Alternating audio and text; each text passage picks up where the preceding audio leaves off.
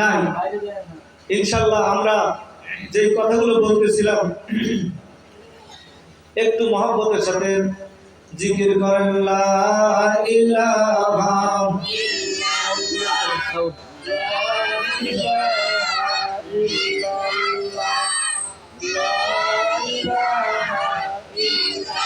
জোরে লা ইলাহা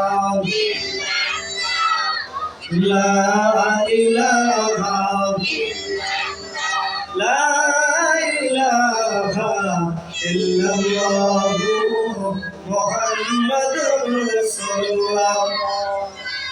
মারসুলমান তোমাদের পক্ষে ওয়াজ করতে যায় হঠাৎ করে পরীক্ষায় পড়ে গেলাম। বিস্মিত হওয়ার কোনো কারণ নাই। আমরা সমুদ্রের মধ্যেও যদি পড়ে যাই আমাদের রক্ষা করার মালিককে জোরে বলে।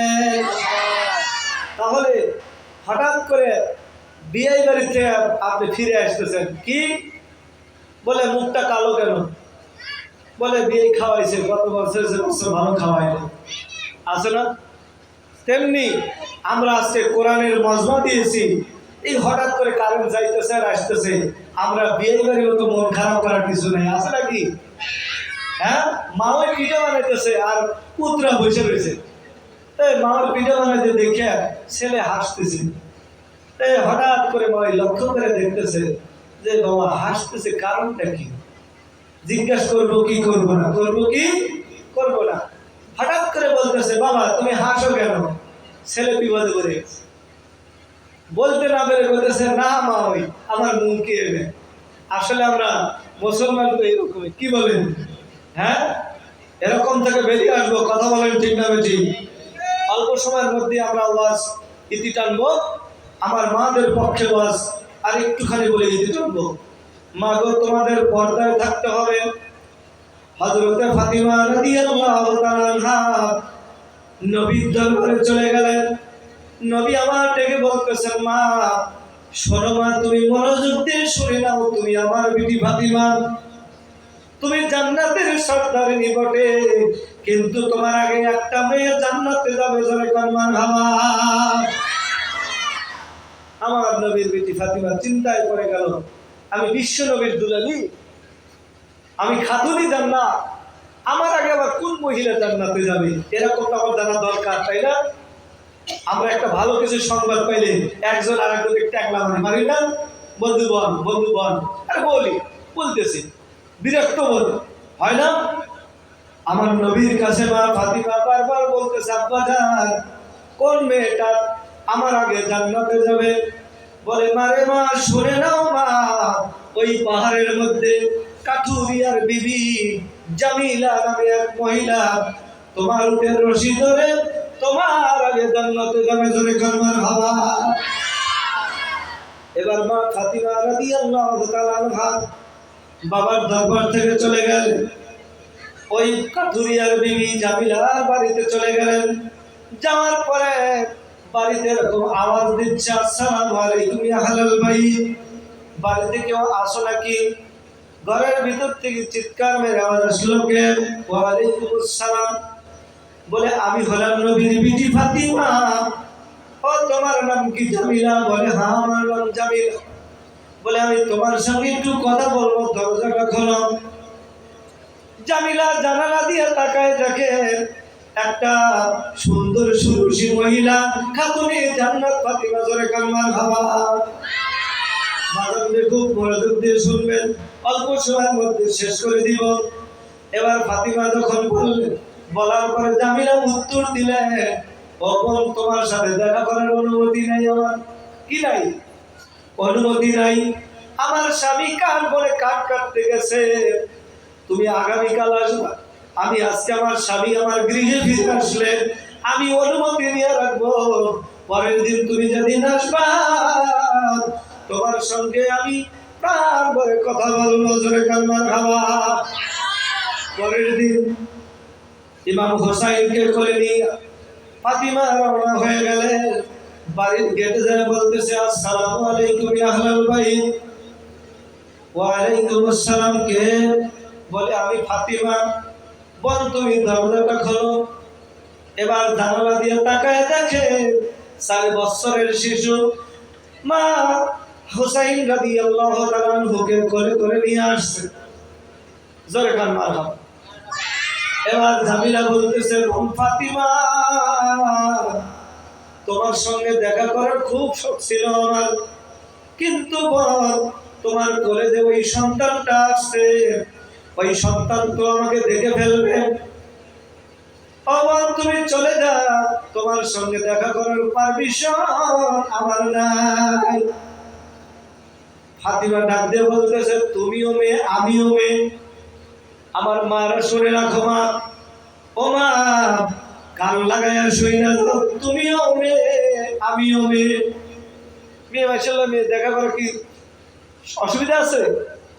কিন্তু 4 বছরের হোসাইন, আমি কতটুকু লম্বা, আমি চেহারায় কতটুকু গঠন, আমাকে দেখতে কেমন, 4 বছরের শিশু যদি এইটা সন্দেহ করে জামিলা যদি বলতে পারে তুমি আমার সঙ্গে দেখা করো না। ও আমার বাবাজিরা, যুবকেরা শোনো, তোমরা যখন চলাফেরা করো রাস্তাঘাটে আমাদের দেখা হয় কি হয় না? জোরে বলেন, হয় কি হয় না? কিন্তু আমরা তো ওই খেয়াল করি না, ওই তাকওয়া তাসাউফ ইলমে দ্বীন আল্লাহর ভয় আমাদের শরীরে নাই। জোরে বলেন ঠিক না ঠিক? বন্ধুগণ আমার, মারা শুনে নাও মা, খুব মনোযোগ দিয়ে শুনে যাও। এই 4 বছরের হোসাইনকে কোলে নিয়ে আসার কারণে জামিলা বলতেছে, তুমি চলে যাও। আমার নবীর বিটি ফাতিমা কেঁদে ফেললেন, নয়নের চোখ দিয়ে কেঁদে ফেললেন, বলতেছে, জামিলা আমার বাবা ঠিকই বলেছে, দুনিয়ার বুকে তোমার মতো নারী আমার আগে জান্নাতে যাবে। জোরে কান্না খাওয়া। তাহলে আমার মারা যে ওয়াজটা তোমাদেরকে শুনাইলাম, তোমাদের এরকম হওয়া লাগবে, দরকার আছে না নাই? এর জন্য আমাদের মতো গার্জিয়ান দরকার। কি দরকার? আমাদের মতো গার্জিয়ান দরকার। অত মহল্লায় আমরা মানুষের সংখ্যা কম না বেশি? হ্যাঁ, খিচুড়ি পাইলে আরো খুশি, খাবো বেশি বেশি। হ্যাঁ, তারপরে মাহফিল শেষ না হতেই হুজুর আমি এখন আসি। আল্লাহুম্মা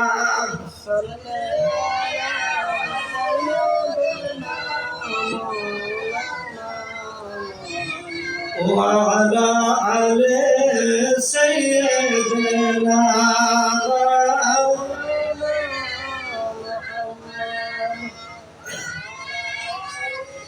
সব থাকিতে বন্ধ যারা দেখলো না রে আল কুরআন, সব থাকিতে অন্ধ যারা দেখলো না রে আল কুরআন, বান্দার দিন সব বিফল যাবে যেদিন আজরাইল কা নিবে জান। আল্লাহুম্মা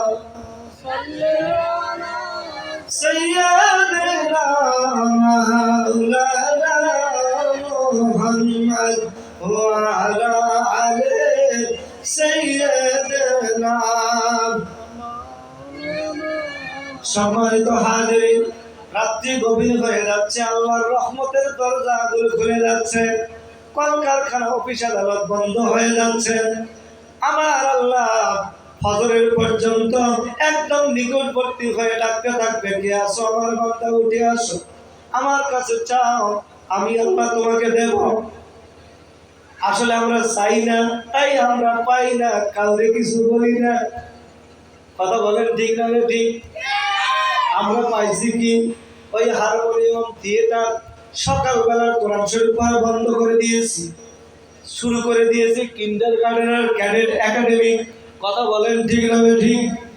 ও মুসলমান, বাচ্চারা আগে মক্তবে আসতো, 3 পৃষ্ঠার ওই 6 পৃষ্ঠার নুরানি কায়দা নিয়ে আসতো, পৃষ্ঠা কম, মিথ্যা কথা কম। জোরে বলেন ঠিক না ঠিক? আর বাচ্চাটা যখন কিন্ডারগার্টেনে যায়, ক্যাডেট একাডেমিতে পড়ানো হয়, বাচ্চার ওজন হইল 15 কেজি, আর বাচ্চার কান্দের মধ্যে বই হইল 17 কেজি। কথা বলেন ঠিক না ঠিক? এই 17 কেজি বইয়ের মধ্যে বেশিরভাগ মিথ্যা কথা। বলতে পারেন কেমন মিথ্যা কথা? হাট্টি মাটি টিম, তারা মাটি পারে ডিম, তাদের খাড়া দুটো সে হাট্টি মাটি টিম। ও বাজার, গরু কোনদিন মাঠে ডিম পারছে? কথা বলেন, গরু কোনদিন ডিম পারছে? এই যে কি আনন্দ করতেছে, হ্যাঁ বাপ ওই ঢাকায় থাকে মোবাইলের টাচ মোবাইলে ফোন দিছে, কি দেখো আমাদের সোহাগ মিয়া কি আমগো গাদা কবিতা জানে। এটা সিরাজগঞ্জের ভাষা। কিসের ভাষা? আমগো গাদা কবিতা জানে। কিন্তু বাজার আমরা তো ওইটা পড়ার চেষ্টা করলাম না। মাগো আমি শিখবো না হাট্টি মাটি মাগো আমি শিখবো না হাট্টি মাটি মাদ্রাসাতে শিখবো এবার আলিফ লাম আর মিম। জোরে কোন মারহাবা। মারা শোনো না, জামিলার কথা বললাম, আমার নবীর বিটি ফাতিমা ডাকতে বলতেছে, আব্বা জান আমি দেখে আসছি, আমি শুনে আসছি আপনার কথাই ঠিক। এই পাহাড়ের মধ্যে কাটুরিয়ার বিবি জামিলা গরিব মানুষ, দিন এনে দিন খায়, কিন্তু আল্লাহর তাকওয়ার ভয়, দিনের ভয়, তোমার তরিকায় এত মহব্বত আমার চাইতেও বেশি, যার কারণে জামিলা আমার উঠে রশি ধরে আগে জান্নাতে যাবে। জোরে কালমার বাবা। মারে তোমরা শুনে নাও, তোমরা যদি এই কাজগুলো করতে পারো, আমার নবী বলেছেন তোমার স্বামীর আগে তোমরা জান্নাতে যাবে। কিন্তু বাজার এখন বোরকা হয়ে গেছে ফ্যাশন। কথা বলেন ঠিক না বেটি?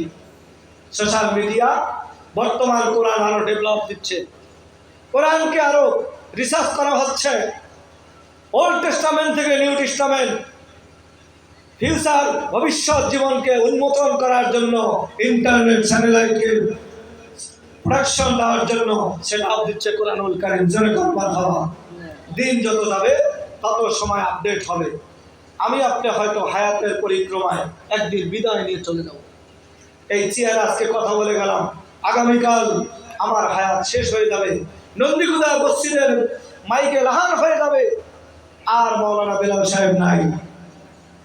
বাজারে যখন এলহাম হয়ে যাবে, আপনারা চোখের পানি মুছতে মুছতে আমার বাড়ি চলে যাবেন, আমার দেশে চলে যাবেন।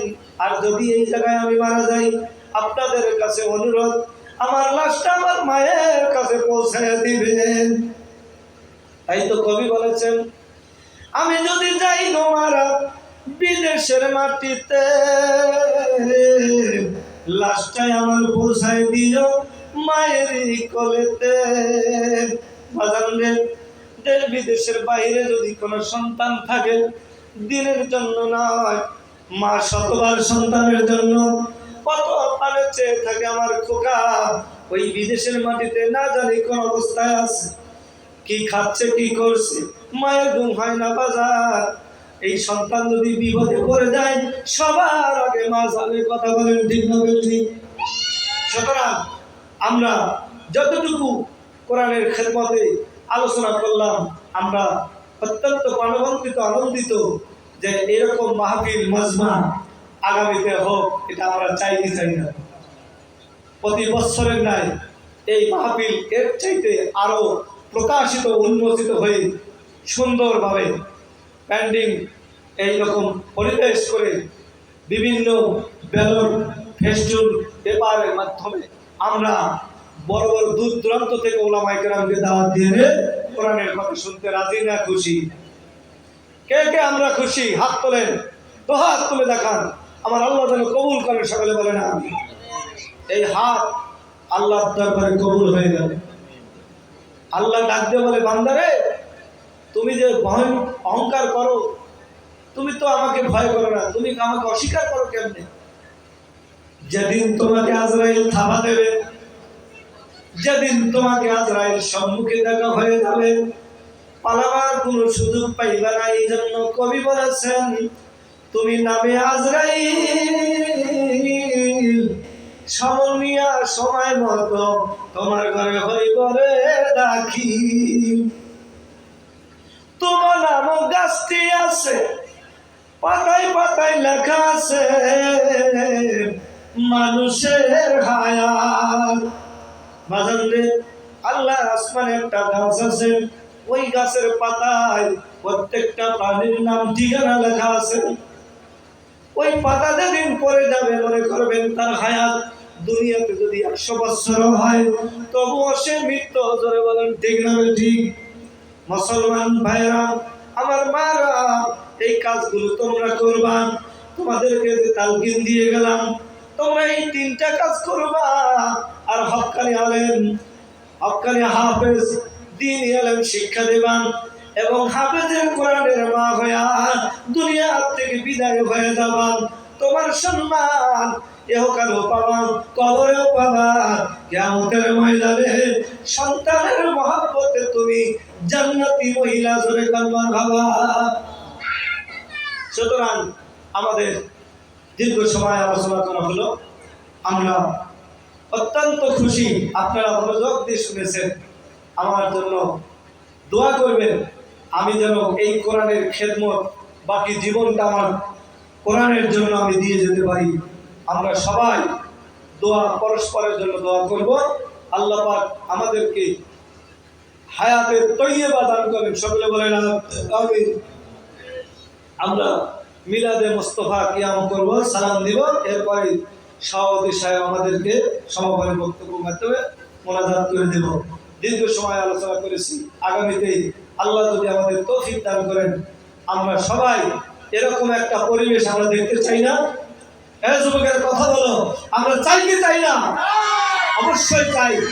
সবাই কাঁধে কাঁধ মিলিয়ে আমরা এই দ্বীনি ইসলামী কোরআনের মাহফিল আরো মজবুতের সাথে করব। আমার ভাই এখানে আছেন, এই মসজিদের জমিদাতা, তার কাছ থেকেও আমরা জমি ছিলেন। যাই হোক, সম্মানিত হাজির, আমার মারা শোনো মা, তোমাদের ব্যাপারে একটু বলে যাই।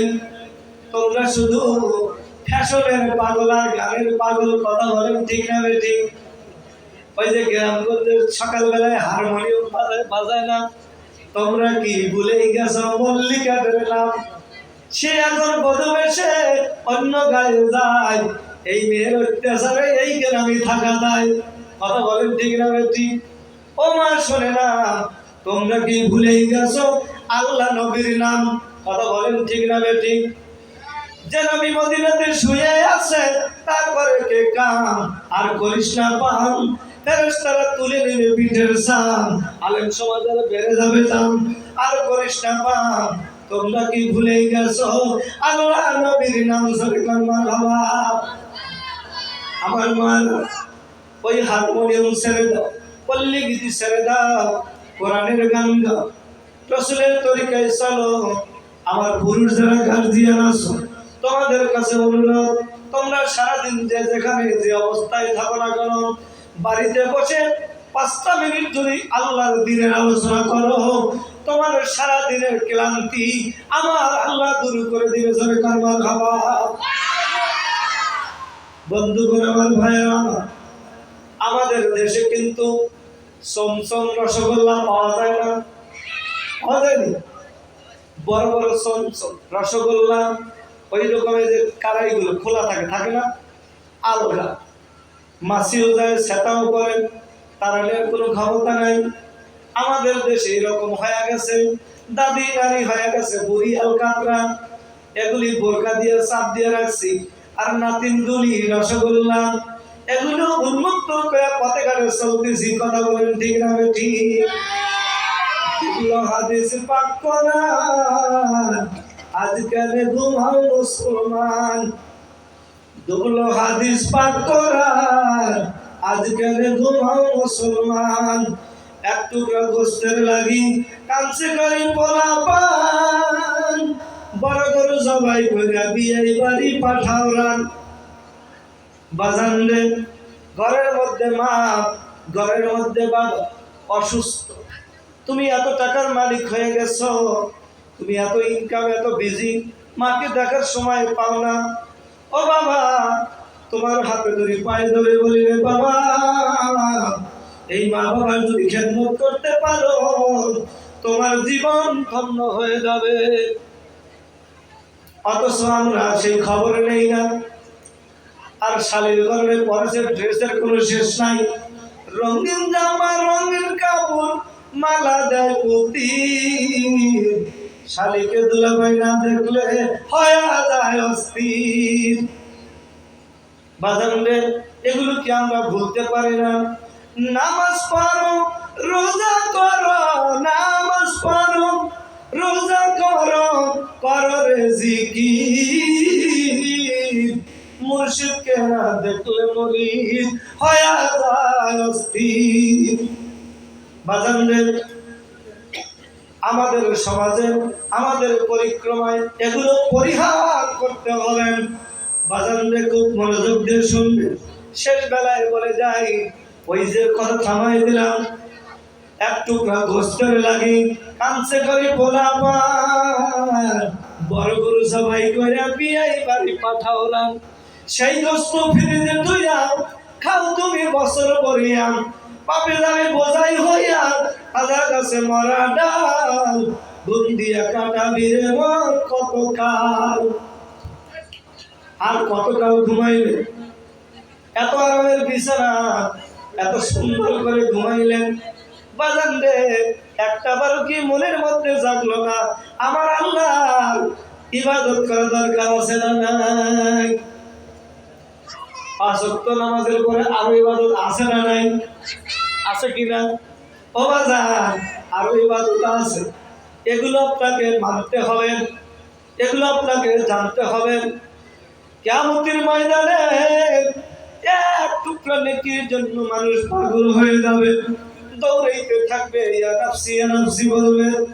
বন্ধু ডাক দিয়ে বলো, বন্ধু তুমি দৌড়াও কেন?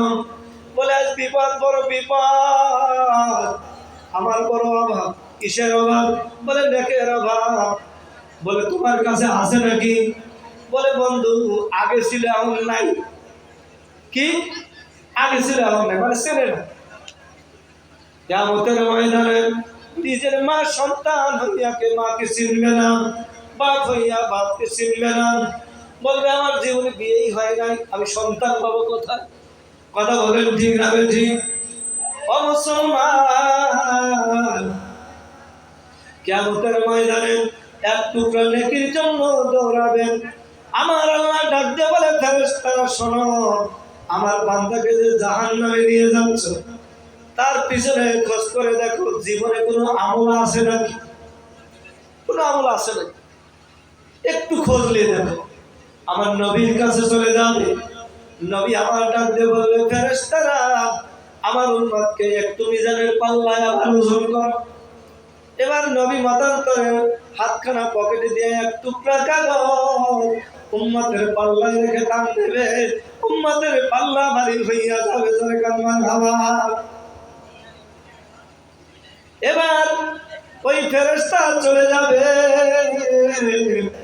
বান্দা নবীর পায়ে লুটাইয়া পড়বে, কান্নামাখা অবস্থায় বলবে, আপনি কে গো?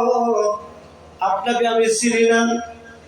আপনি এমন ব্যক্তি, এই বিপদের কালে আমার উপকার করলেন।